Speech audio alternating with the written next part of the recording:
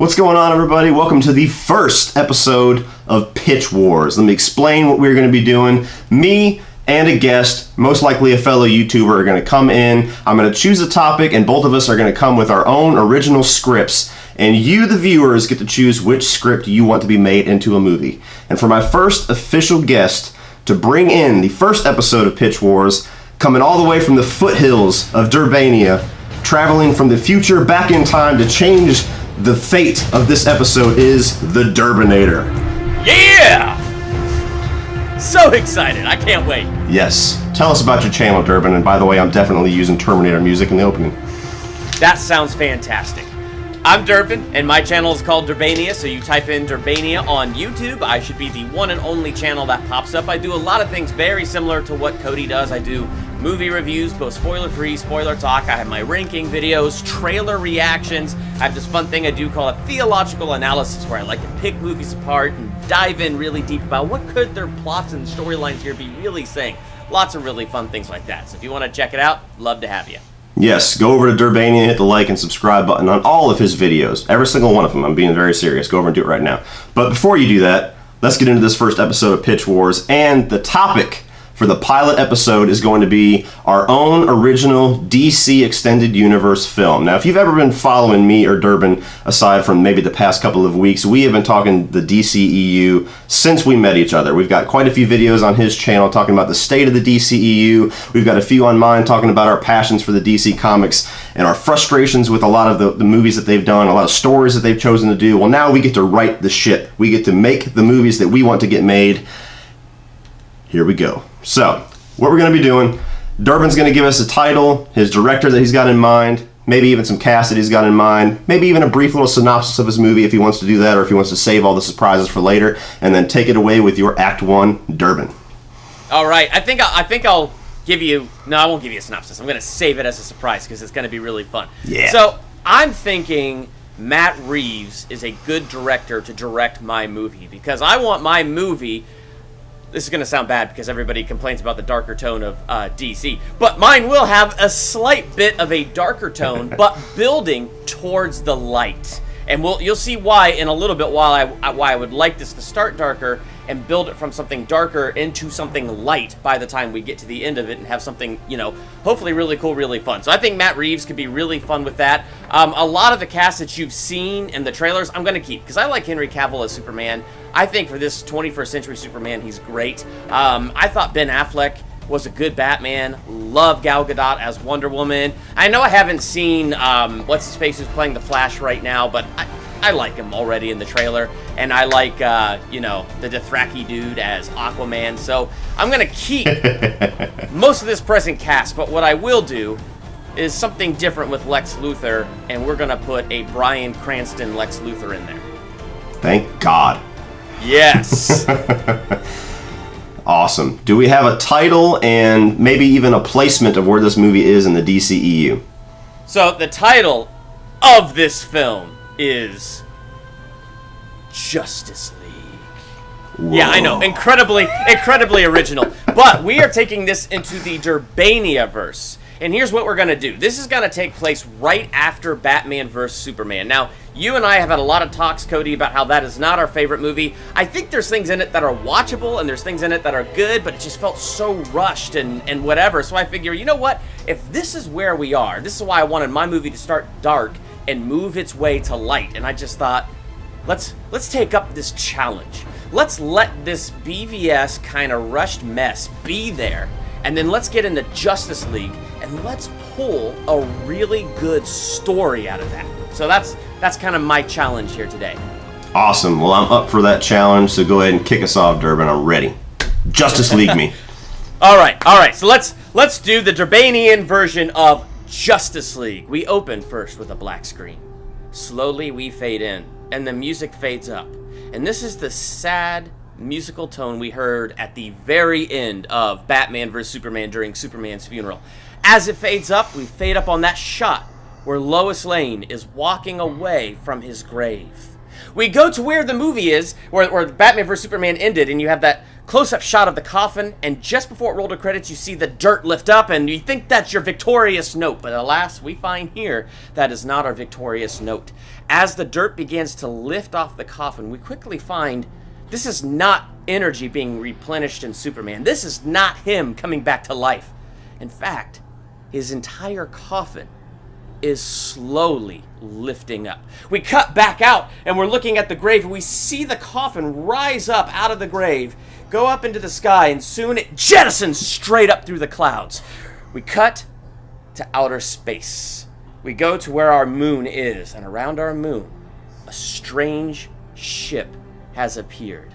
Superman's coffin is now hurtling towards that ship, caught in a tractor beam, and it gets brought into the ship. Around the coffin now, it is surrounded by parademons, like squealing like little monkeys, just all excited that it's here, and there's something nefarious going on. And out steps Steppenwolf from the shadows. He looks down upon the coffin, kicks off its lid, and there's a dead Superman. So what does he do? He takes the dead body and he puts it in a chamber where there's solar rays. And slowly it begins to rebuild Superman's body. And as it's rebuilding, he takes strands of his DNA and he puts those strands in a machine. We're using some of the technology from those boom tubes.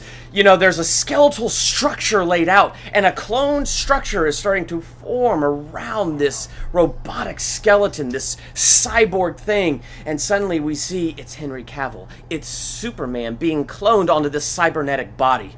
And just as Henry Cavill opens his eyes and he begins to wake up, this cyborg Superman, if you will, steps from his chamber, touches Superman's body, and the solar energy that he has been just now absorbing gets taken away from Superman's body and absorbed into Cyber Superman. Because we're going to find Cyber Superman cannot get his power from the sun. He has to keep Superman alive, so Superman becomes his solar battery. And now Superman goes back into a coma to slowly be recharged until the next time Cyborg Superman needs a charge. And as soon as we see all this, we cut. Where do we cut to? We cut to General Swanwick.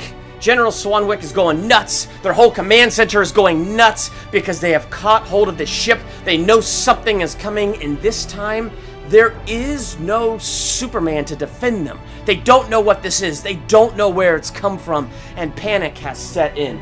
From here, we cut to a prison cell.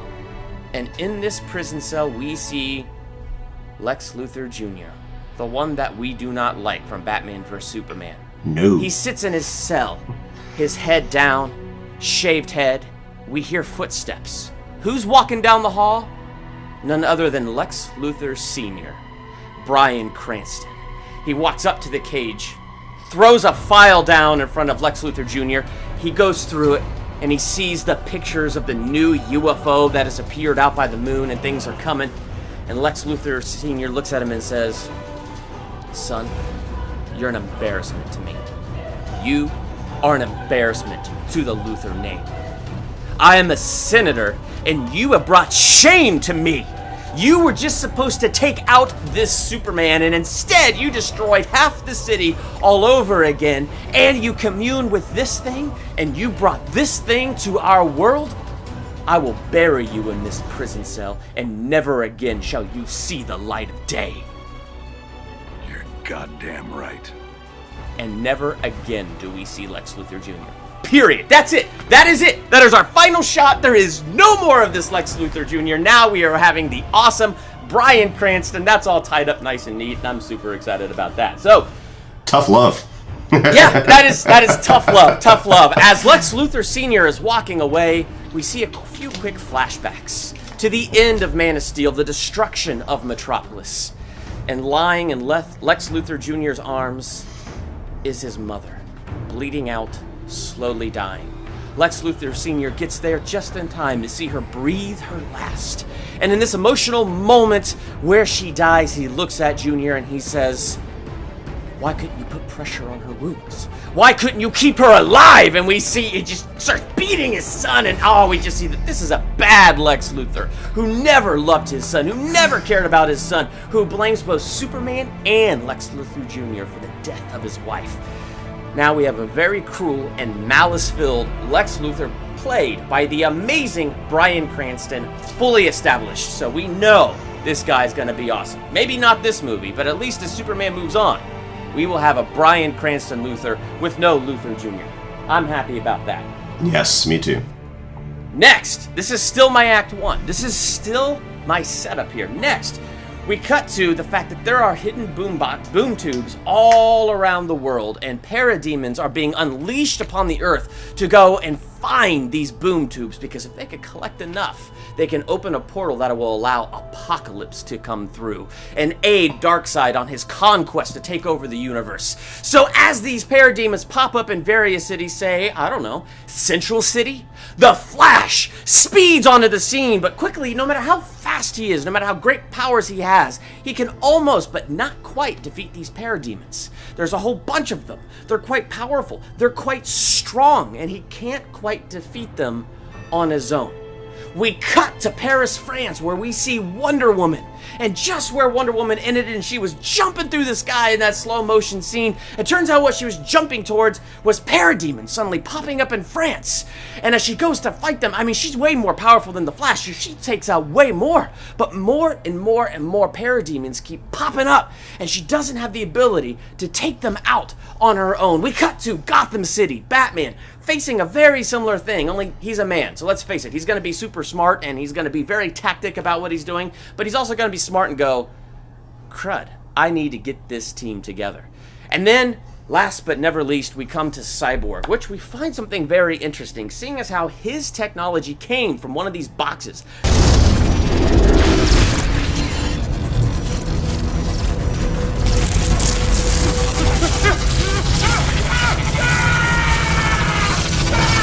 The technology that made Cyborg, we're finding that he could actually tune in to the communications of what is going on Steppenwolf's ship. Then, we cut to, let me turn the page so I can remember. Oh no, my earphones are falling out. I'm too excited. All right. Passion! Passion! Passion! There's lots of passion.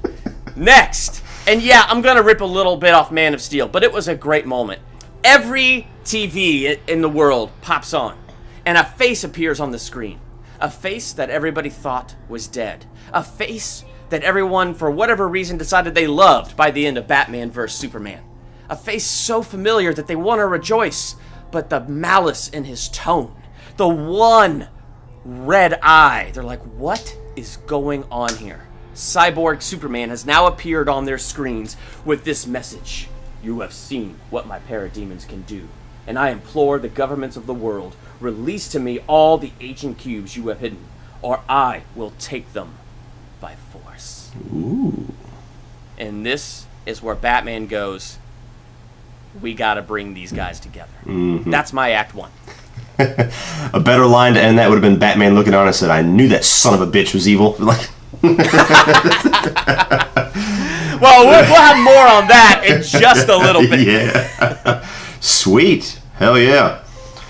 Awesome. You can tell you're definitely diving into a lot of the comic books, but it's not too overcomplicated where people who are not familiar with the comic books can't keep along with this. That's awesome because you're pleasing both sides of it. I like how we get... I'm trying to, and I figure we don't need to spin this movie on origin stories because, well, we have the Flash TV series, so we know where he's come from, and, you know, Cyborg, we saw that in Batman vs. Superman, and we just got the Wonder Woman movie, so we don't need to worry about a lot of these guys' origins. We could just hit the ground running.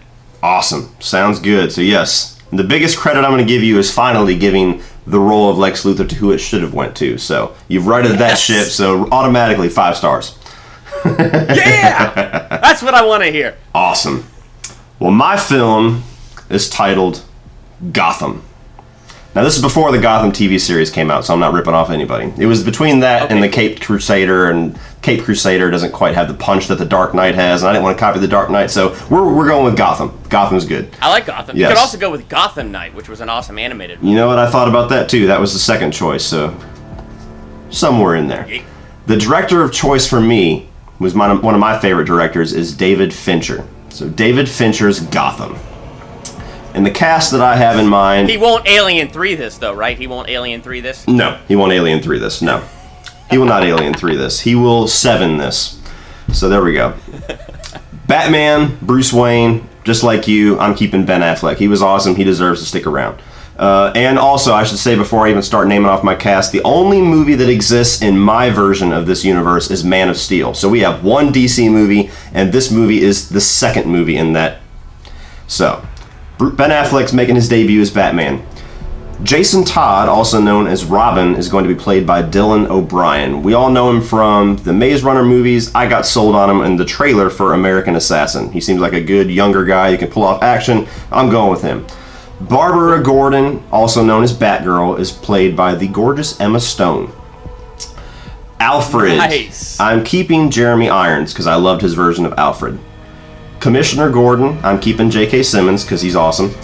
The Joker. Now stick with me here because I've talked a lot of trash about this guy in the past, especially when he teams with a director that he loves to team with. But one performance by this guy in the movie Black Mass gives me hope that he could bring some awesomeness to the role of the Joker, and that's Johnny Depp.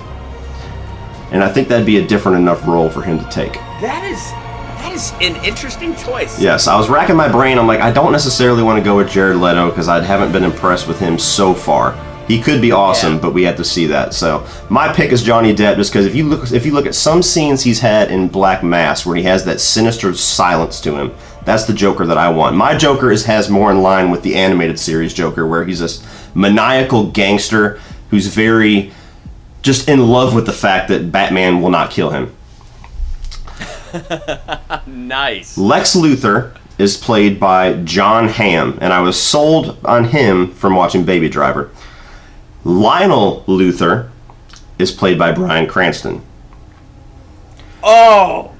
Roman... Oh! Yeah. I mean, I like my plot so far, and I think it should win, but your cast is impressing me so much right now. I'm spending 80% of my budget on the cast, so here we go. There you go. Yeah. And the last cast member is Roman Sionis, played by the great Carl Urban. Wow. All right. Nice. So a brief synopsis of my movie, this is what you're going to see on the back of the Blu-ray case, is while trying to subdue the uncontrollable reign of terror of the Joker, Batman also struggles to rein in the unpredictable rage of his newest sidekick. Here we go. Act 1, titled The Last Laugh. We open on the Batmobile driving through Gotham. The shots are framed to show multiple famous settings in Batman lore. The Batmobile pulls up to a large blast doors at Arkham Asylum. The blast doors open and dozens of armed guards flow out into riot gear, armed to the teeth with automatic weapons, all pointed at the back of the Batmobile. The front opens on the Batmobile and we are introduced to Ben Affleck's Batman, showing signs of anger and heartbreak on his face. He walks to the back and presses a button, revealing a security holding chamber in the backside of the vehicle, restraining none other than the Joker, with only his head able to move. The Joker greets all of the armed guards with a smile. "Concierge, I'll take my usual room, please, and hold all my calls until the morning." The Joker quips before erupting into a maniacal laugh. Batman escorts the Joker into the asylum alongside the armed guards while the flashback begins showing the events leading to Joker's capture. A young lawyer is speaking at a press conference on the recent controversy surrounding Janus Cosmetics and the new line of makeup that has disfigured hundreds of women. The young woman is kidnapped by Joker's thugs at a press conference on live television. The thugs deliver her to the Joker at a presumed abandoned warehouse just outside of Sionis Industries, an independent steel manufacturer for Gotham. She is cuffed from behind and taped across her mouth. One of the thugs guarding the outside is violently subdued by what looks to be Batman. Before the caped figure can land another blow on the thug, a voice calls out from the shadows, "Stop, he's had enough." A voice which is revealed to be Barbara Gordon, also known as Batgirl. The caped figure beating the thug steps out of the shadows and reveals himself to be Robin. The two continue to take out thugs along the perimeter while Joker has his back turned to the lawyer, who is put on her knees by the two thugs standing beside her. "What is the difference between a lawyer and God?" asks the Joker. He turns around to reveal a twisted smile and slowly walks toward the crying woman. He leans forward and gently drags a knife across her neck.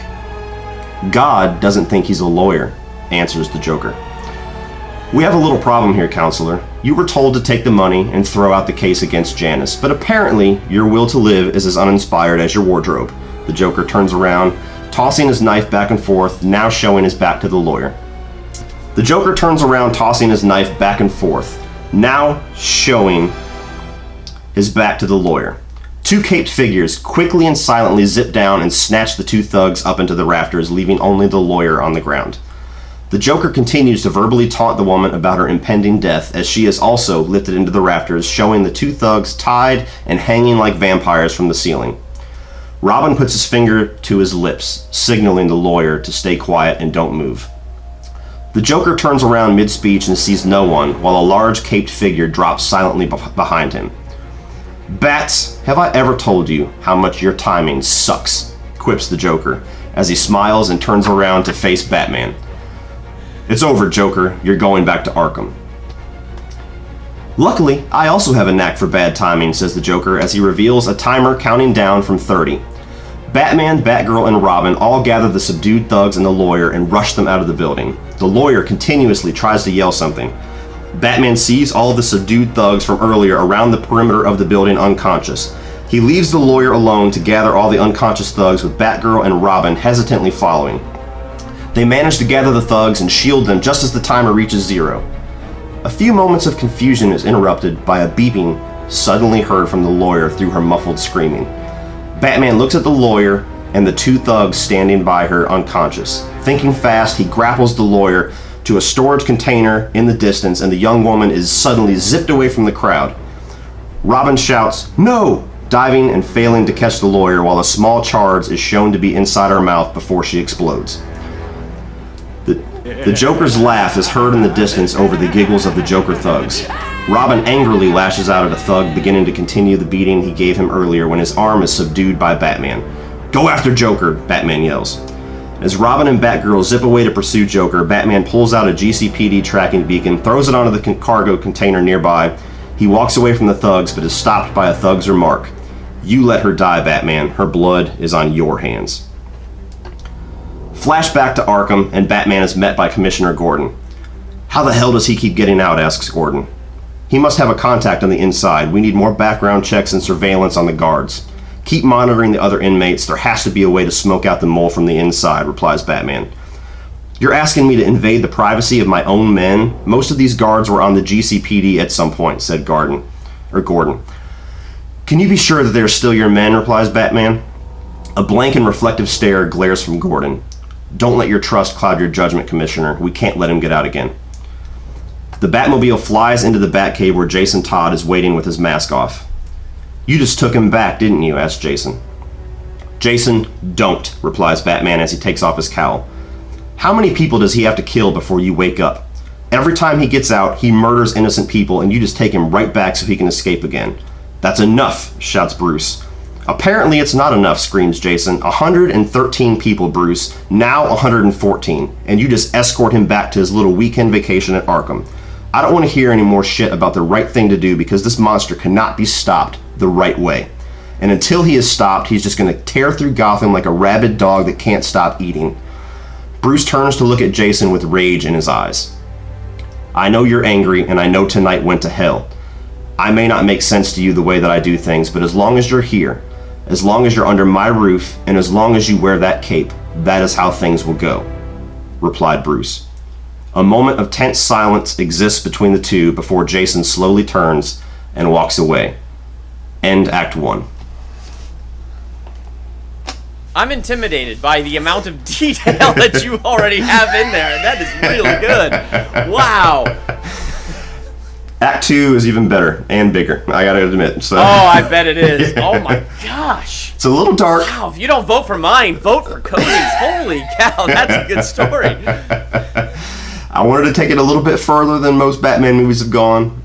And it's hard to show the fight scenes when you're talking about it, but I anticipate the fight scenes in this movie, if it got made, would be on the level of the warehouse fight in BVS, because that's the one thing that Batman movies have been missing until recently, is awesome fight scenes. So I'm just going to give you the story, I'm going to give you the dread, I'm going to give you most of the dialogue, and everything else will get filled in by the amazing David Fincher.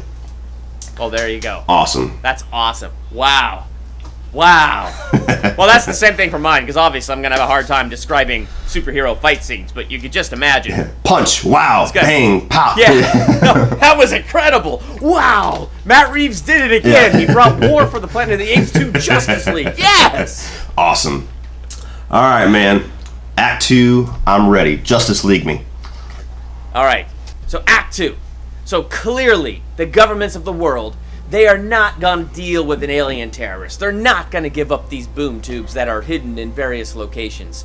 Now, of course, these are smart aliens. And of course, they have ways to scan and get the idea of where things are. And now, they got a cyborg Superman with all the powers of Superman. So what's the first place we see? We see the secured facility, Area 51. A boom tube is hidden inside Area 51, deep in the darkest recesses, and even moved into huge concrete vaults deep underground. But this is no problem for Superman, who suddenly lands wearing the exact same Superman outfit and garb that we know Superman to wear and love. The only difference is that one red eye, and that's the one giveaway. It's the one thing where he kind of resembles Cyborg, giving us that reminder. There's a lot of the same material in both these characters.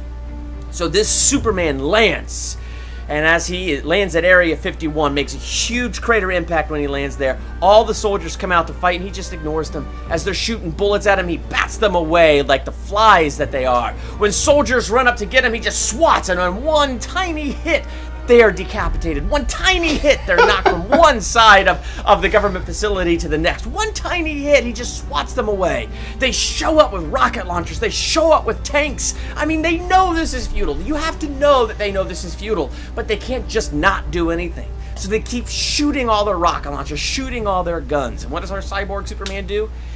He is focused on where he wants to go. He knows where the boom tube is. He is going for it, so he breaks into the facility. He stops and he stands in the middle of the room. He looks down, and he jumps up and pounds through the crown and pounds through layers upon layers of concrete and dirt, till finally he breaks through and he stands up, and there it is, the boom tube, active and moving and boom tubing. And what does he do? He grabs it and he flies that thing back up in outer space, and they all have utter failure. It is around this point that Bruce Wayne and Wonder Woman are now meeting in a safe location. Where a lot of times in this Justice League trailer we see the time is now. We need to get these people together now.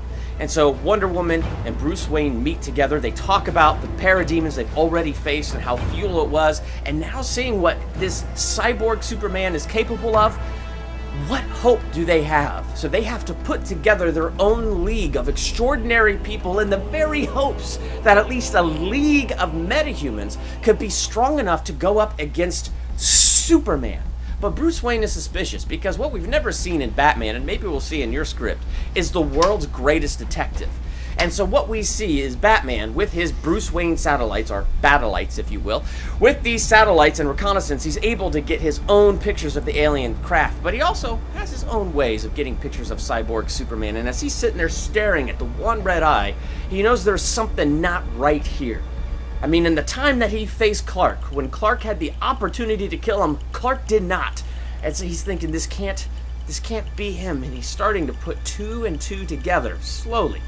But now they have to spread across the world and bring the people together. So we have Bruce Wayne, who shows up in the farthest reaches of the north, the small little fishing village, to get a hold of Aquaman and to get him to join.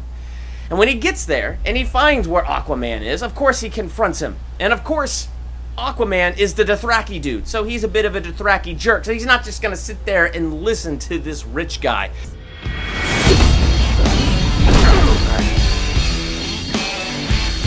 And he's going through his own stuff. I mean, he just discovered that he's half Atlantean. He has just discovered that he belongs to this other world. And he has just been sat upon the throne of Atlantis as Atlantis' king. There's much going on in his mind. And Atlantis wants nothing to do with the affairs of man or the surface people, much in the same way that the Amazonians want to stay on their island. The Atlanteans want to stay in their city deep beneath the ocean below.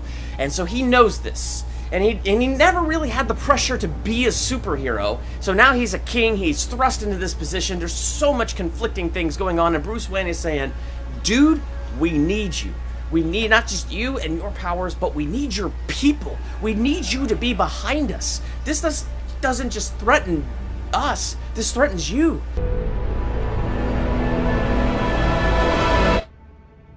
Talk. This is your world too, and with what these beings are capable of, we don't stand much of a chance unless we get the right people together and unite. And Aquaman says no. And, you know, Bruce Wayne tries to be a little more forceful, tries to do some of his bat moves, but it's Aquaman, and we'll just say Aquaman beats the crap out of him, and Batman's just like, dang it, I can't get him.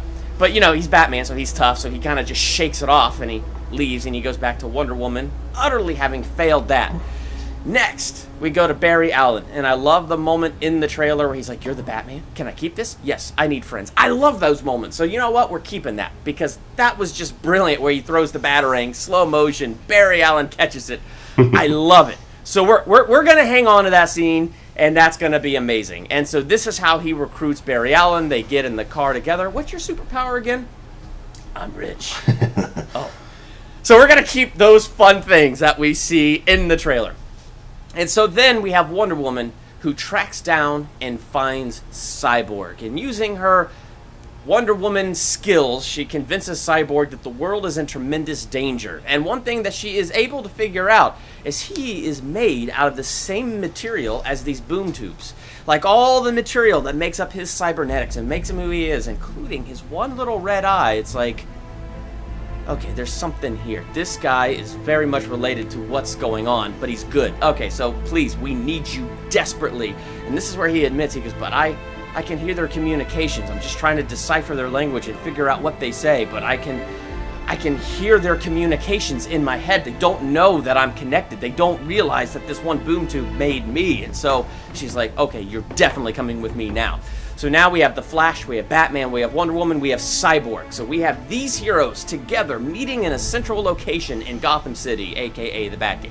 Meeting in the Batcave together to try to figure out what their next move is and where is the next place that this Superman is going to strike. So they find that the next boom tube, aka Mother Box, is actually in Star Labs in Central City. And Cyborg is able to decipher enough of the alien language to figure out this is where Cyborg Superman is heading next. So that's what they do. They all make their way to Central City. They make their way to Star Labs, the very place that is responsible for making the Flash the Flash. And when they get there, Cyborg Superman shows up. All four of these guys engage in an epic battle against Cyborg Superman. Batman, he spends his focus on the parademons that pop up, and he takes them out in an epic display of Batmanness that only Batman can give us. But more and more of these parademons keep showing up. The Flash, running circles, takes care of as many as he can while trying to come in and get a hit into Superman. But come on, let's face it, he's Superman. You can't hurt this guy. And so he's hurting his own hand. Thankfully, he heals fast and it's all good. Wonder Woman is the one that's really engaging this Cyborg Superman and actually doing pretty good to hold her own as they're trying to get to this boom tube, aka Mother Box, and protect it. And that's when, what's his name? The Flash. Gosh, I'm getting so excited and so caught up in this and kind of making this up as I go. Just to give you a little insight here. The Flash, as fast as he can, runs in, grabs the Mother Box, and takes off before Cyborg Superman could do anything about it. But, you know, he's Superman. He was able to see what just happened, and he takes off as fast as he can towards the Flash. Wonder Woman lassoing him by the neck with the lasso of truth, jumping up on his back and riding him as they're running really fast. She's trying to punch him in the back of the head and pound him to the ground. Cyborg now shows up, who's made out of the same material, so at least is able to take some of these punches, and together they engage this Cyborg Superman just to try to get the Flash to escape right in time. As they're fighting, this is when Cyborg is able to connect into Cyborg Superman. Like, he finds a port as Wonder Woman has him found, and he connects. And as he connects, he's able to finally find the key, the Rosetta Stone, and decipher the alien language and get it all cleared up in his own mind and figure certain things out, like Superman is alive and he's held prisoner on board the ship, and now they have to find a way to get there. And this is when through communicators, they communicate to Batman through his little walkie-talkie, hey, Soup's alive and we need him. He is on board that ship. If we could somehow get aboard that ship and bring him back here to Earth, then we can have Superman on our side for the fight. And Bats is like, yes! I knew he couldn't have been that evil dude running around in circles killing everybody. So, like, Batman then decides, I surrender. So he does. He surrenders, and the parademons take him. Wonder Woman follows suit, and she surrenders, and the parademons take her. And Cyborg and the Flash are still here on Earth, but now we have Batman and Wonder Woman on board the alien spacecraft. And as they're brought before Steppenwolf is no idiot. He's not going to unleash his evil plan and monologue it. He immediately goes to lock them in cells. But what he failed to notice was it's Wonder Woman, and it's Batman. So through a series of events that I haven't quite worked out, but because it's Batman, they get out of their cells. And because it's Wonder Woman, she's super strong. They slowly make their way to the solar chamber that continuously recharges Superman. Just enough, and then Cyborg Superman comes in and steals his powers, putting him right back into a coma. Thus, they kidnap the Superman body, they jump into an escape shuttle, and they jettison themselves back to Earth with hordes of parademons behind them. As soon as they land, the Flash zips into the shuttle, grabs Superman's body, and is out of there. And thus, we end Act 2 on a victorious note. Superman has now been saved from Steppenwolf, but we have one problem. He has a mullet. He has none of his powers. Wow, okay. The one part that I kept thinking of, which cracked me up, is whenever the parademons and evil Cyborg Superman are there, Batman says, I'll take them, you guys get him, and then just swoops off and starts taking out parademons. Well, he's Batman. I mean, every animated thing I've seen with Batman, like Justice League War, he's always taking on that stuff. Oh, I know. It's awesome. It's like that meme they created after the fight on Batman v Superman, where Wonder Woman is like fighting Doomsday by herself, and then it shows like, what's Batman doing? And he's in the back. He just gives the thumbs up, like, you got this. You got this. I love it. So yeah, that's cool. I'm glad Superman's back, because that means that really pumps up for Act 3. They're not saving him for like a post-credit stinger or anything like that. Nope. Superman is a big part of Act 3. I like then again, Cody, he has no powers right now. Yeah, he doesn't need powers. He's Superman. He's not Powers Man. Just stare him down. So yeah, that's cool. I like Batman sacrificing himself somewhat too, like crossing his fingers, like please don't like carry me up to this space and then drop me. So that would have turned his plan upside down, I think. Yeah, that would have definitely turned his plan upside down. But I saw in Justice League War, Batman surrendered to the parademons to get on board the ship. So I figure, hey, let's do that here. Let's pay homage to the things where homage is due. Oh yeah, well I pay plenty of homage, so you're right up my alley with that. I love giving some nods to the previous material. So. Awesome. All right.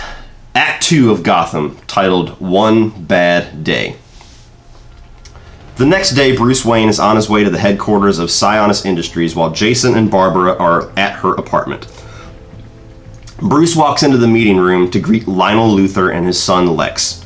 A distraught Roman Sionis sits at the head chair of the conference table, sipping at a 7 and 7.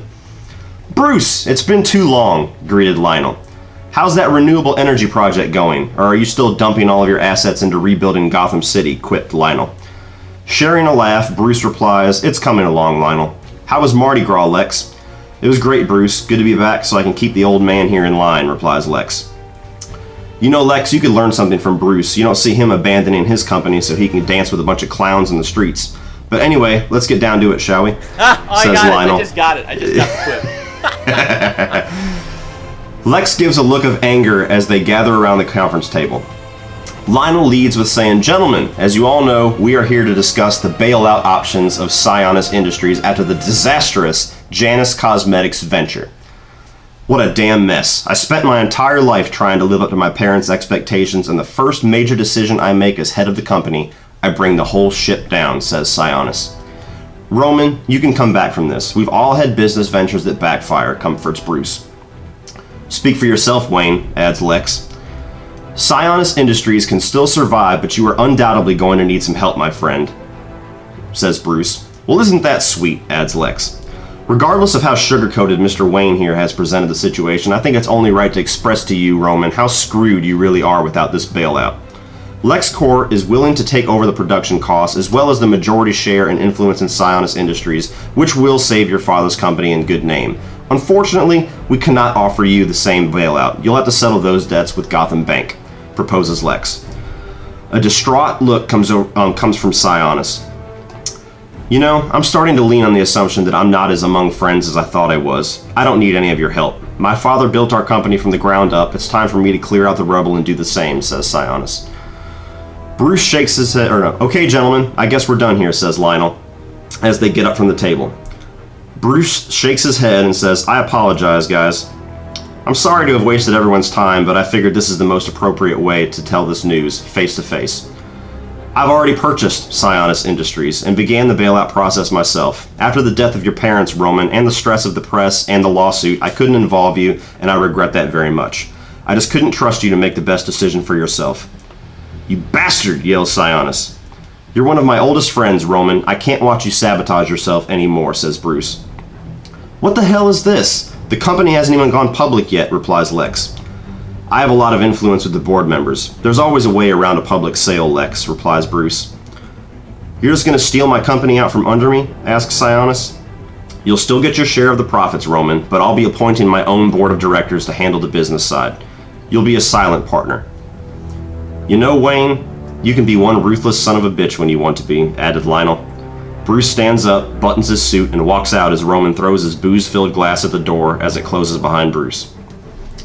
Commissioner Gordon is continuing to look into the mole situation at Arkham. He notices the clock and that he's running late for lunch with Barbara and Jason. Aaron Cash walks in and asks Gordon if he's coming up with anything. No, this is just a giant rabbit hole. None of these men could be involved. It has to be someone else. One of the inmates or somebody on the outside that we haven't even considered, says Gordon. Cash, take the surveillance off the guards. We need more men on the streets, not chasing this dead end. Back at Barbara's apartment, Jason and Barbara are sitting together. You know, Bruce can be one ruthless son of a bitch when he wants to be, says Jason. I wish he'd take some of that corporate mentality into the streets. Jason, stop. I know you're mad at him, but there was nothing else that we could have done. Bruce had no choice, defended Barbara. He let an innocent woman die to protect a group of criminals. Please make that make sense to me, replies Jason. A frustrated but understanding Barbara puts her hand on Jason's leg. You know, if I didn't love you so damn much, I'd hate you. Bruce brought you in and gave you a home. He gave you a family. He gave you me. You may not understand why he does the things that he does, but I promise you it's for a reason. We can't just kill every armed thug that we come across, or what's the difference between us and them? We're doing everything we can, Jason, and sometimes it's not enough. That's the hell that we have to live through with the life we've chosen, says Barbara. Jason silently nods in agreement and kisses Barbara. I love Bruce like a father. I just fear his hesitation is going to one day bring this all to a bloody end. I'll try to calm down, says Jason. It'll all work out, I promise you. We will find a way to stop him the right way, says Barbara. A knock at the front door stops their conversation. Oh, that's Dad with lunch, says Barbara as she goes to open the door.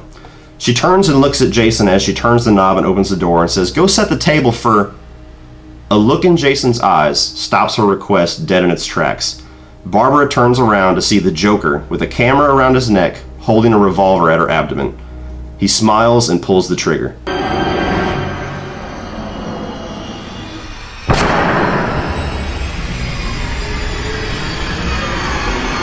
As Barbara falls to the floor, Jason jumps up to take on the Joker, but two of his thugs swing at him continuously with lead pipes just as he gets his hands around the Joker. As both members of the Bat family lie bleeding on the floor, the Joker walks over to Jason and leans down, staring into his beaten face. He smiles and says, When the bat's away, the mice will play. Back at LexCorp, Lionel verbally berates Lex for not getting to Sionis Industries first before Bruce. Lex appears distraught, but out of view of his father, he wipes away his anger with a smile and walks out of the room. Commissioner Gordon arrives at his daughter's apartment with lunch to find her in a pool of blood, naked, surrounded by pictures taken by the Joker, and Jason beaten and unconscious in the corner of the room. He drops the food and screams his daughter's name as he rushes to her aid. He calls in an ambulance and makes a direct call to Cash at the GCPD to turn on the bat signal. Roman Sionis is shown visiting the cemetery his parents are buried in. He speaks to his parents at the door of the mausoleum as he opens it and walks in. His sentimental speech to his dead parents quickly turns cold and hateful. He speaks about how they never trusted him but always put on the charade of leaving the company in his hands. He berates them for always being hypocritical and wearing masks in public. In his growing rage, he grabs one of the stones at the base of their mausoleum and smashes it continuously against his father's grave, breaking off large pieces of ebony.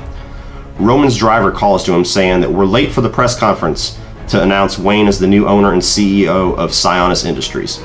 Roman looks down at the ebony rubble, gathers it in his hands, smiles, and says to his driver, "We won't be going to the press conference. Take me to the steel mill at the factory." At Gotham General, Barbara is being operated on by top surgeons as Gordon looks on in tears. Bruce is shown surveilling the operating room from a nearby building, also in tears. Barbara is stable, but the surgeons reveal to the commissioner that she is now paralyzed from the waist down. Commissioner cries and slowly stands up with a vengeful look and walks away from the operating room. Batman and Commissioner meet on the roof of the GCPD. Gordon blames himself and says to Batman, "I took the surveillance down, and within an hour, he's back out. This is my fault. Barbara is my fault." Batman comforts Gordon. "That's too fast. It has to be someone else." Who the hell else could it be? We have a 24-hour watch on every inmate in Gotham. The guards and occasional construction workers and steel fabricators for the cells are the only ones who enter the asylum, says Gordon. When was the last time that the cells in Arkham were worked on? Asked Batman. We had a dozen new maximum security cells brought in about 6 months ago, but the Joker wasn't even held there at that time, so it can't be that. Batman replies, "Have every officer in the city searching for Joker. I'll put in a call into Bloodhaven and get some help from a friend." Batman leaves to investigate Arkham Asylum.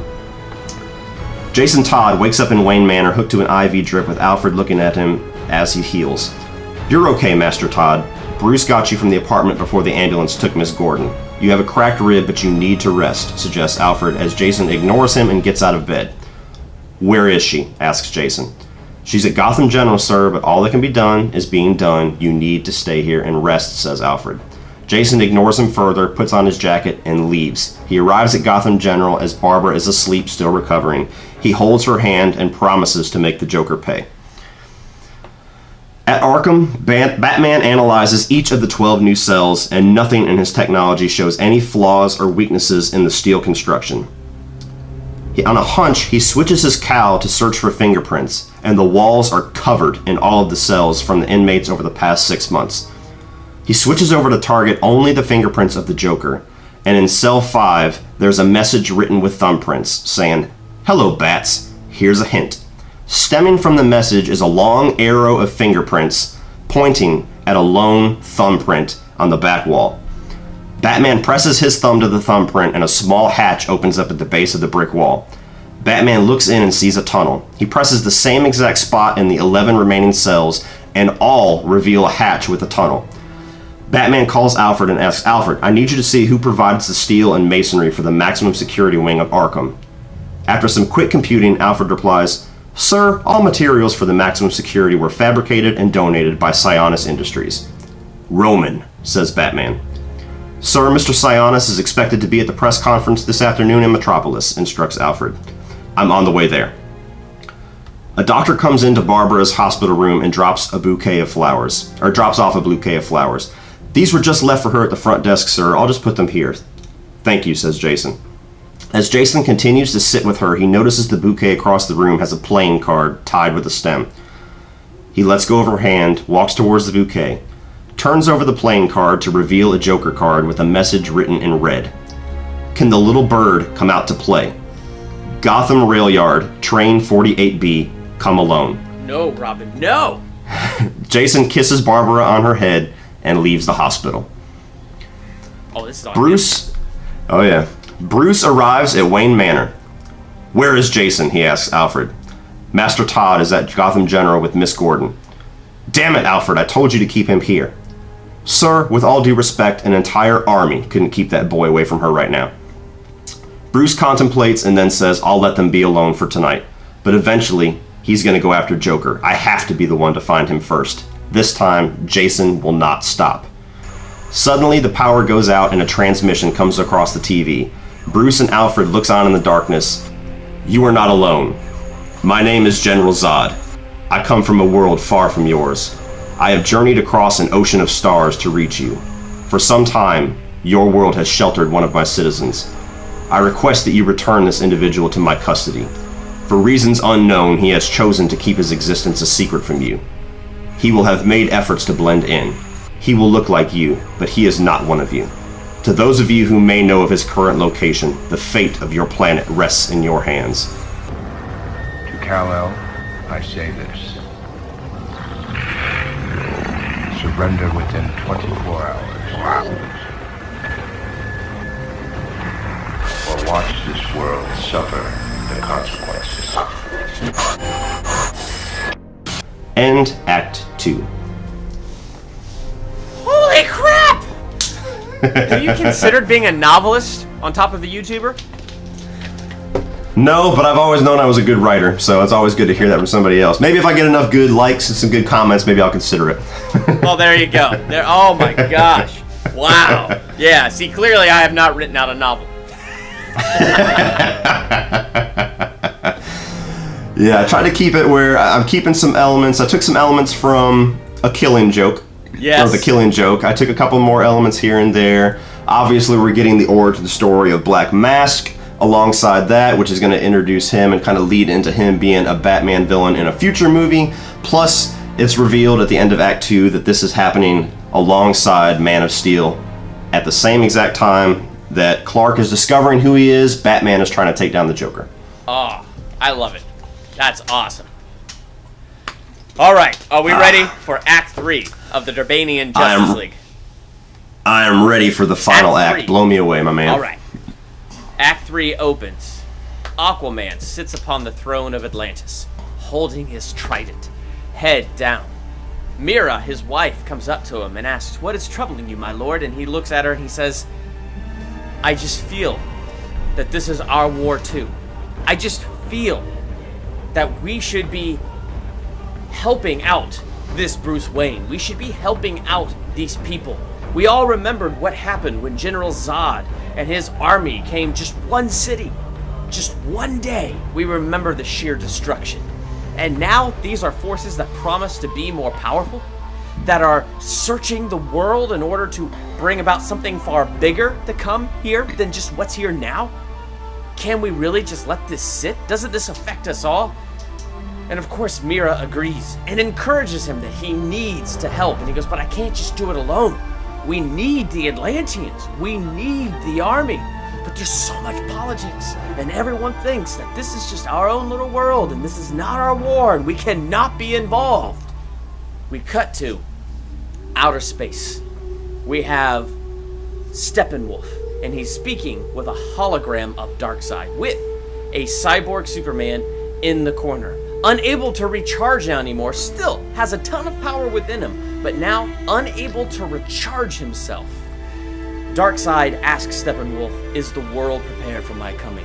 Have you collected the mother boxes to open the portal?" And Steppenwolf replies, "No, sir. We have run into some complications, but we will make this happen."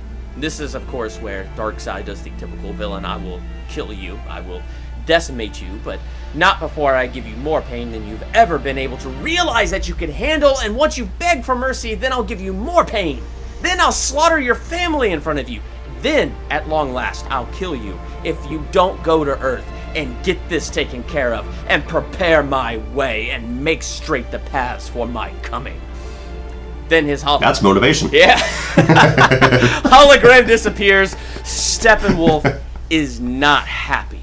So he begins to assemble the largest army of parademons now for a mass invasion to collect the rest of our mother boxes so that he can open up this portal. We cut to the Batcave. And in the Batcave, we have a conscious Superman. But not... he's dazed. He's hurt. He might be a little confused. He's being caught up on what's been going on with the world. He has vague memories of being inside this ship. Vague memories of this person wearing his face, laying hands on him and stripping him of his power and then leaving, and just random memories, but nothing coherent because he can never maintain consciousness long enough. And this is the longest he's been awake for days. Empty bottles of water all around. Alfred comes, same Alfred from Batman vs. Superman. comes and gives him more water as he just guzzles down this water.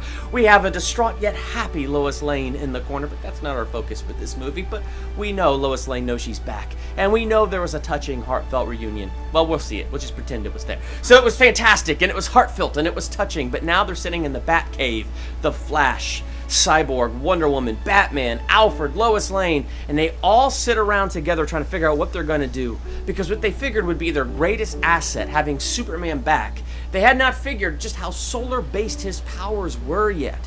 And the fact that he was drained to below zero, it's going to take more time than they have to bring him back up to the abilities that he had before. Batman and Cyborg during this time had been working on a black suit with a silver S on it, and this silver S with the black suit and the fabric around it is made so that it can gather solar energy faster and hopefully get it charged into his body faster. And of course it's going to work because, you know, Bruce Wayne's building it and Cyborg's building it, yet still it's not fast enough. So they put Superman in the suit. They're getting ready to get outside in the sun so they can just absorb as much energy as they can. But what are they going to do? They have a Superman to fight. Granted, he can't recharge, but he's still got power. There's an army of parademons coming. How are they going to withstand the coming onslaught? And Clark looks at them and says, we're just gonna fight. And we're gonna fight to our last breath. And Bruce says, no, I can't let you do this. I failed you once, and you died.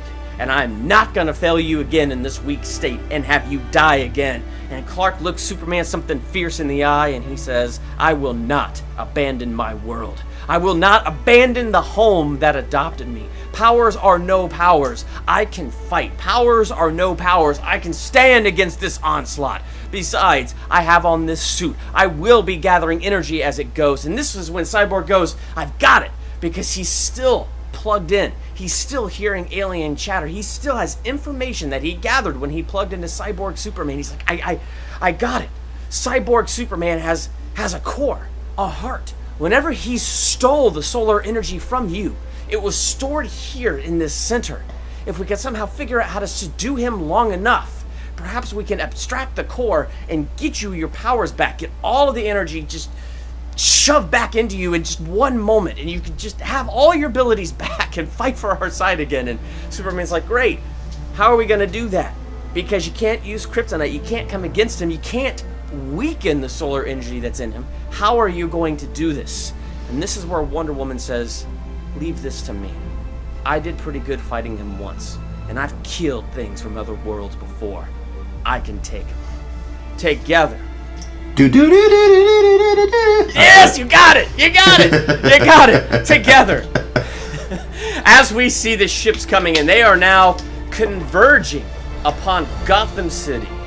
Because as it turns out, Steppenwolf's a pretty smart dude, and all the energy that the Batcave uses, he was able to track it down and figure out where these guys are. He was able to find where solar energy is kind of being sucked into one little spot with Superman's suit. He's able to figure it out, and so the armies begin to converge near the bay in Gotham City. And as they're flying over the ocean, slowly making their way towards Gotham, the United States Army begins to form, the Air Force starts flying in, the Navy, you start to see it sailing in, and now you see our heroes, Superman, Batman, Wonder Woman, the Flash, Cyborg, all gathering together on the port, getting ready to take on the enemy. And Steppenwolf slowly lands from his shuttle, as does Cyborg Superman standing next to him. Do you dare challenge me? You may have been a bit of a challenge before, and I may have underestimated you, and you think that you have permanently taken something from me, but that is not going to happen. I will get Superman back. I will get the powers back, and you are all going to be destroyed. I don't know, typical villain, you're all going to be destroyed. I'm not as good with lines as you are, but just picture that it's incredibly awesome, and that right now your hair is all standing on end, and you got goosebumps and all that stuff. So picture that's what these lines are doing to you. And this is when Clark stands out, and he says something utterly heroic and whatever. So then a battle, a war begins to ensue. The Flash is zipping around all over the place. The United States military, guns firing, explosions all over the place. buildings are getting hurt. I know this sucks because we saw this in Man of Steel, but whatever. This is a war, and it's nobody's fault that these stupid aliens decided to come down to a city. So here we go. We have this huge fight going on. But it's not looking good, man. It's not looking good. You have a Clark Kent covered in blood. Yeah, he is holding his own. And you know what? The suit is working because he's getting stronger as he's fighting, but not strong enough. Like, he can take on parademons here and there. But, I mean, it's taking its toll. He's almost losing energy almost as fast as he's building it. Blood in his nose, blood in his mouth, cuts across his face. This is the first time we really get to see Clark Kent look like a warrior. And he's got the warrior determination in his eyes. And this is where Wonder Woman looks at him and goes, wow, if only he wasn't taken. Anyway, the fight continues onward.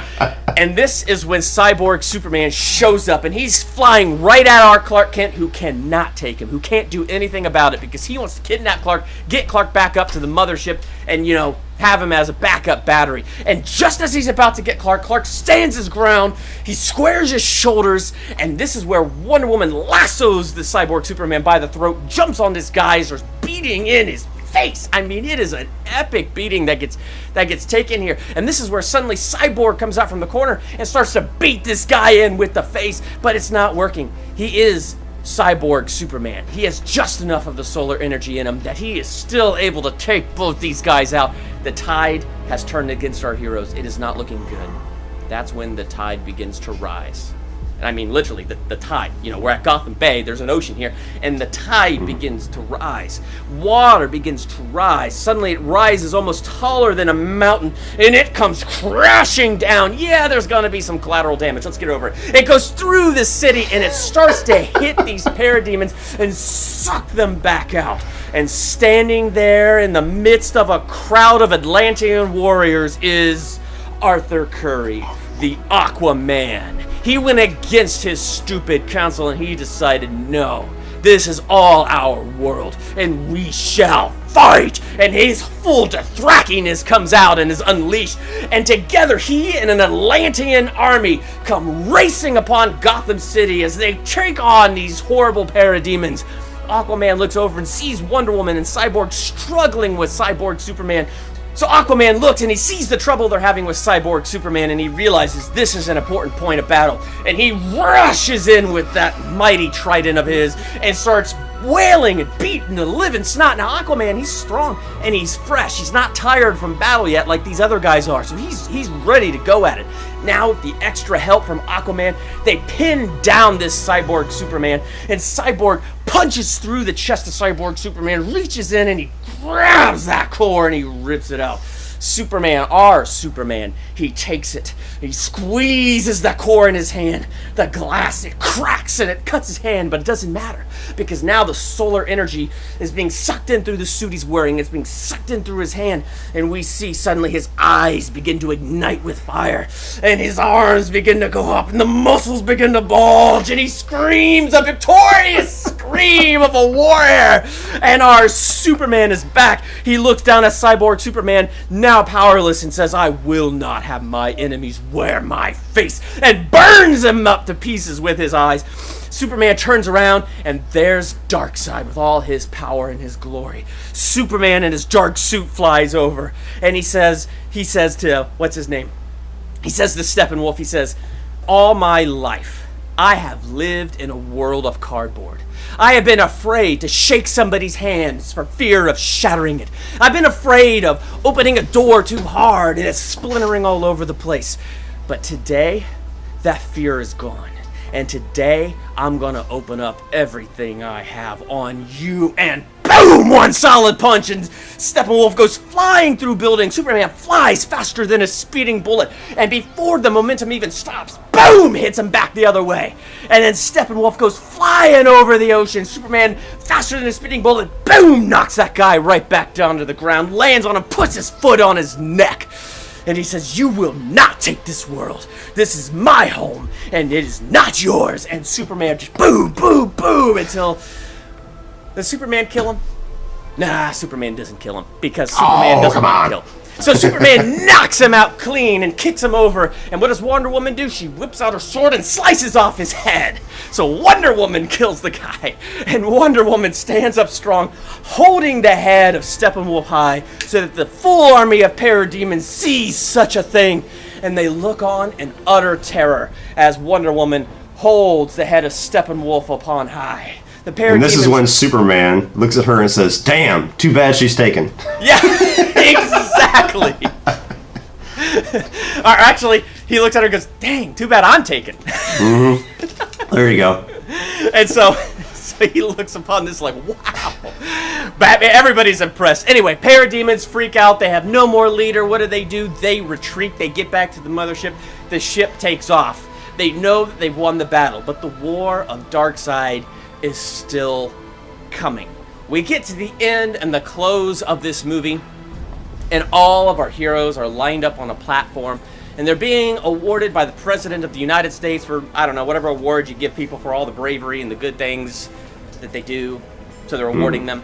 So, you know, Batman's now finally public. They now know he exists for real, and Superman is finally acknowledged as a good guy as he's standing up there in his normal blue tights, red cape, looking like Superman, and we're happy to see him. The whole Justice League stands together.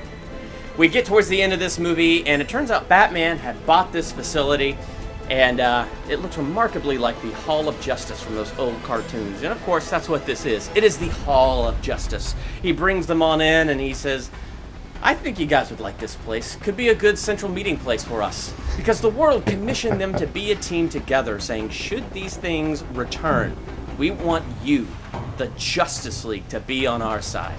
So together, they all decide this is what they are going to do. Suddenly, the room begins to fill with a light. A strange, green light. As somebody begins to land. It's a figure, wreathed in green power. And that figure lands with a bit of light popping off of a ring that's on one of their fingers, and they walk up and he says, "I am Hal Jordan of Earth, and I am a member of the Green Lantern Corps, and we need your help." End credits. Yes. Yes. He's saying a green light. I'm like, oh. Oh, I'm so hot in my studio and sweating right now. Oh man, I swear, I love your passion. I think you could read the nutritional facts on the back of a jug of orange juice, and I'd be like, "Yeah, you get him with that vitamin C." Like, it's just, oh man, that was awesome. Your delivery is what sells all of it, because like I hear like all you say is he saw something heroic, and I'm like, "You damn right he did." So that's that's awesome. Oh, that's good. Oh man. Well, I gotta be honest, when I was reading the end of my Act 2, a thought came to my head about another scene that I wanted to throw into Act 3. So I'm gonna ad-lib the beginning of Act 3, and we'll see how this goes. I've ad-libbed almost my whole thing, so I'm with you. Go ahead. Oh, well, I'm very impressed then. All right. Act 3, titled A Family Broken. So after General Zod's threatening message, Batman goes to Gotham General, and he finds out that Robin, or Jason Todd, is no longer watching over Barbara. We have a really tender moment where Batman, or actually it's Bruce Wayne, I guess he's actually there. He's not going to be in Batman suits walking through General Hospital, but Bruce Wayne has this tender moment with Barbara Gordon where he apologizes, and he starts to tear up, and he kisses her forehead, and he promises that he will keep Jason safe. And then he zips away. Then Batman meets up over the old Gotham Carnival, and somebody comes into the distance and stands next to him and said, "Needed some help, didn't you?" And turns around, and it's Nightwing, also known as Dick Grayson, the first Robin, played by Jake Gyllenhaal. Ooh. Yes. So Batman, this is I can't ad-lib this whole thing. This is when our big epic fight scene is going to happen. So Batman and Nightwing see the Joker's thugs around. Batman, or Bruce Wayne, realizes that Robin had to have gone for Joker, so they went to the first place that they knew that Joker's thugs tend to hang out around, if anywhere, the old carnival, and they start tearing through all the Joker thugs. Back and forth, you see all this awesome fighting, the most epic fight scene you've ever seen in a Batman movie. Yes! And I'm cheating. I'm picturing it right now. Yeah, I can exactly. see it. It's so epic. Exactly. So they tear through all of them, and then a single light comes on in the funhouse, or in the carnival, and it's the old merry-go-round. And you can hear this really sinister merry-go-round music coming around, and there's a body strapped to one of the horses in Robin's outfit. And it keeps turning, and they walk up to it slowly, they raise the head, and luckily, it's just the Joker thug, with his mouth sliced on both ends to resemble a smile. And that's the only hint that they have, other than the fact that this is not Robin's true suit, but what is Joker trying to tell us? So then the next day, now I'm done ad-libbing. Batman is in Metropolis overlooking the press conference, which is now focused on the terraforming ship and the appearance of Superman, who is now aboard the ship, trying to reason with General Zod. Bruce spent all night investigating and surveilling the ship to no avail, and now wants to remain close to Metropolis with the Batmobile on the roof of a parking garage. At LexCorp, Lex and Lionel are watching through the window as the conference gathers across town. "We should go make an appearance," says Lex. "You really are that weak, aren't you? You just want to waltz across town and shake the hand of our competitor as he takes over a company that was supposed to be ours," says Lionel. "There is a spaceship in the air, and you are still talking about the damn steel mill in Gotham. I think this would be a great opportunity to talk to the press about," says Lex as he's cut off. "Talk to the press about what? How the future owner and operator of LexCorp was too busy tossing around some damn beads down south so that he couldn't follow simple instructions and get Psionics on our payroll? How my own son is so spoiled and entitled that his intelligence falls out of his ass at every turn. How much of a disappointment you are." Lex looks silently at his father like he has for years following his verbal abuse. "I didn't think so," replied Lionel. "We're going to stay here and focus on how." Lionel is cut off by a huge explosion across town. The terraforming ship has started and the ground quakes with every blow. Batman runs to the Batmobile. He climbs in and calls Alfred as he speeds his way down to the streets. A video transmission comes over through the Batmobile. "Alfred, send the Batwing to Metropolis." "Sorry, but the number you have reached is out of service. Please leave a message after the beep." "Beep," says the Joker as he begins to laugh. Batman stops the Batmobile in the parking garage. "How did you get—" "Oh, a little bird told me how to get a hold of you. You might recognize him," says Joker as the video comms pan to show a bloodied Robin tied up to a steel beam with bombs and oil drums surrounding him. "I had the boys lock out your little bat phone to give us some privacy." "Robin!" yells Batman. "Who the hell chose that name anyway? I'd be pissed if I were you, kid," says Joker to Robin. "Where the lawyer died," shouts Robin as he recognizes where he is being held. The Joker swings a crowbar, hitting Robin in the face. "Don't spoil the fun, bird boy." "Well, I was going to tell you that you have an hour to find little Robin or watch him go up in a blaze of glory. But since you have a little head start, now let's say 30 minutes. Oh, and if I see any of Gordon's goons heading this way, this will be a much quicker situation. Your move, Bats," says Joker as the transmission cuts out. Batman, now faced with the choice of saving Metropolis or saving Robin, remembers back to the lawyer. Pressing a few buttons on the screen, he reaches Alfred. "Alfred, send the Batwing to my coordinates now." Batman speeds away from the running crowds towards Gotham. He ignores Joker's threat and calls Gordon, who has his phone on silent. Gordon is at a mass murder scene at Psionics headquarters. He looks at the security footage with an officer showing a man coming in and gunning down all of the new board members. They pause the video as the man walks out. They squint at the distorted video, which shows what appears to be a man wearing a black skull. At LexCorp, Lionel and Lex are fleeing the building alongside employees. They take a quicker route while employees fight to get into the stairwell. While fleeing, a red laser cuts through the floor and walls of the building, separating Lex and Lionel. The chunk of the cut building begins to fall. Lionel reaches out for Lex's hand. "Son, help me."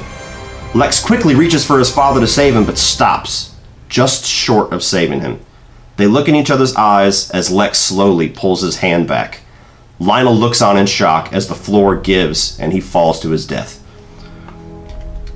Batman is speeding through Metropolis trying to avoid fleeing pedestrians when a large chunk of rubble falls and blocks his path.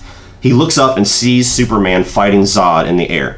He turns and goes a different route, while another video message begins with the video showing only Robin's face.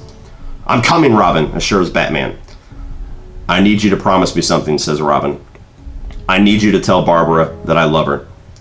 "Don't talk like that. I'm coming for you," says Batman. A large chunk of rubble falls in front of the Batmobile as Superman and Zod continue to fight across the sky. Batman backs up and drives yet another direction. "And I need you to promise me that you will kill him," says Robin. "I told you, he can't be contained, and he never will. You have to end this." "Robin, stop," says Batman. "Promise me," screams Robin.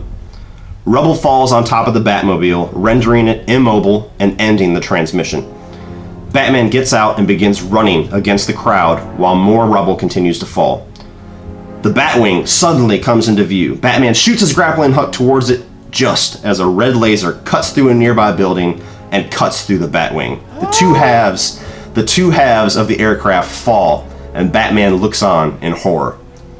Losing time, he calls Gordon yet again, who this time answers. "Get to the warehouse by Sionis. Joker has Robin. We have 5 minutes." Gordon calls in every available unit to speed towards the warehouse as Batman hijacks a nearby car to speed out of Metropolis. He gets another transmission, now coming from his suit, from Robin just as he crosses into Gotham. "I'm close, just hang on, kid," says Batman. "You never had what it takes to finish the job," says Robin. "If you had taken him out, Barbara would be okay. Dozens of people would still be alive." "Stop!" screams Batman. The timer shows 30 seconds. "You can't save everyone, Bruce. You can't save him, and you can't save me." Batman pulls up to the warehouse with sirens getting louder in the distance. Batman runs, flings open the warehouse doors just as the bombs explode, flinging him into a storage container. Police cars all pour into the lot around the warehouse as it continues to burn.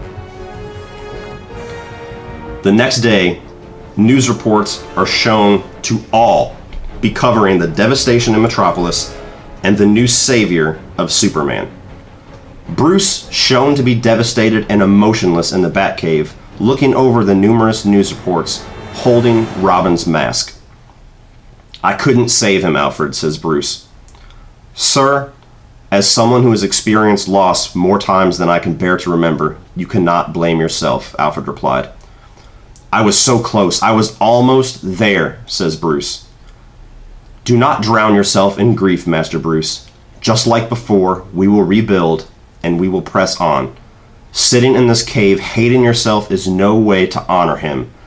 What would Master Todd want you to do?" asks Alfred. Bruce hears Alfred's words and looks up at the numerous Superman reports playing on his computer. Bruce grips Robin's mask tighter as anger fills his eyes. Roll a small segment of credits until the post-credit scene. And the post-credit scene starts. Clark Kent is shown getting off his first day at the Daily Planet, happy with his new life, his new job, and his new role as Superman. He walks into his apartment, carelessly tosses his jacket and his glasses aside. He turns around to find a batarang stabbed into his wall through a newspaper page.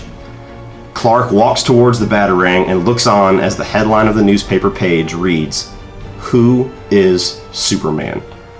A look of fear comes across Clark's eyes. End movie. Oh, that's epic! That is an epic ending. Oh my gosh! Yeah. Wow! Oh man! Whew! That's incredible. I was excited reading that last couple of sentences right there. I was like, I can't wait to get to that part. So yeah. Oh my gosh! Oh man, I'm glad I'm not a YouTube viewer watching this movie or this video right now with the responsibility to pick, because that was just so good. I wanted to tie in a little bit of comic book storyline, so I took a little bit here, a little bit there. Yep. I took a little bit of Killing Joke. I took a little bit of Death in the Family. I obviously left it a little bit ambiguous, so that eventually we might even see Red Hood or maybe Arkham Knight pop up later on. Obviously, we get the introduction of Black Mask. And all of everything that Jason Todd has told Batman and all of his misplaced rage and telling him that you cannot stop, you have to make the right decision, you have to take it that extra mile, you cannot give it a half measure.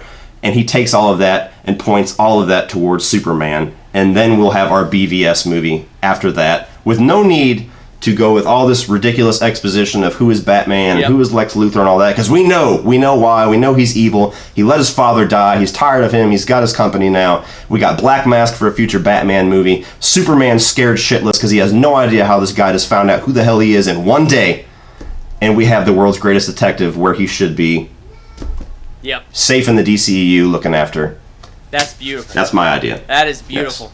And I try to do a lot of the same, bring a little here, a little there from the comic books. I was inspired by the Superman Doomsday novel that I read. Obviously, I can't do the 4 Superman plot, so I went with the Superman Doomsday animated movie where there is a cyborg Superman who was created by Lex Luthor in that. But I decided, why not make it more high-tech, make him related to Cyborg, and make it, you know, from our villain guy, what's his name? I keep forgetting his name. Steppenwolf. Gosh. Which, by the way, my movie will be played by Idris Elba. You know, just tossing that out there. There we go. Forgot to say that. Awesome. And so just try to do a little here and there with the Superman Doomsday plotline. Throw in some of that Justice League War, because that animated movie was freaking amazing. So I wanted to take some stuff from Justice League War and have that thrown in there and have a little inspiration from that. And I'm hoping that we just go into something really cool because, you know, Green Lantern pops in at the end. So hopefully we have something really cool with the Justice League, some cool places that we could take them, and different ways to introduce heroes. Exactly. Awesome. I love it. Well, I guess we'll go ahead and wrap it up then. I love the pitch for the Justice League. I hope that the Justice League movie comes close to how cool that sounds. Fingers are all crossed for this November. Otherwise, we're going to be very heartbroken and doing another very somber State of the DCEU video on Durban's channel. So, you guys, hopefully you stuck around to the end of this video. I know this is probably going to be a little bit of a long one, but it's worth it because there's so much epicness going on for DC fans. So tell us down below in the comment section, which script do you like? Do you like Justice League or do you like Gotham? If you like them both, you can like them both, but you have to pick just one. This is a competition show after all. And in the next episode, whenever that is, hopefully a month from now, I will announce the winner of this first episode of Pitch Wars. Put all your thoughts down below on whether or not you like this show or not. And before I wrap it up completely, Durbin, tell us one more time where we can find all the rest of your content. You can find me on YouTube. Just type in Durbania. I should be the one and only channel that pops up. Do lots of things similar to Cody, as you know, noticed by the fact that we did the State of the DCEU videos together. We did a bunch of Alien reviews together. We have lots of fun together, and there's going to be more fun we're going to have. So check out Durbania. Check out the movie reviews, ranking videos, theological analyses that I do, and all kinds of other fun things I try to do on that channel. Check it out. Love to have you come by. Yes, definitely go check them out. And if any DC or WB execs are watching this and you really like our ideas, it's not going to hurt anybody's feelings if you throw a couple of $1 million at us, retcon everything you've done after Man of Steel or after BVS, and just make our movies. We'll be cheap, I promise. And nobody's going to be shied away from the news headlines saying DCEU halted for YouTubers' script ideas. It's not going to be any crazier than the things you guys have already released this past year. So give us a call. That's so true. Everybody else, put your votes down below for which script you like. Is it Cody's script of Gotham or is it Durban's script of Justice League? Be sure and like and subscribe and share this video. Head over to Durbania. Do the same at his channel. If you want to check out some of my social media links down below, I got Facebook, Instagram, and Twitter you can check out, and my new Patreon page where I have exclusive content. It's a great way to support the channel, a great way to influence my channel, and a great way to get exclusive thing for your eyes only. So check all that out, and if you want to check out some more of our videos, you can check out a few more by clicking right over here.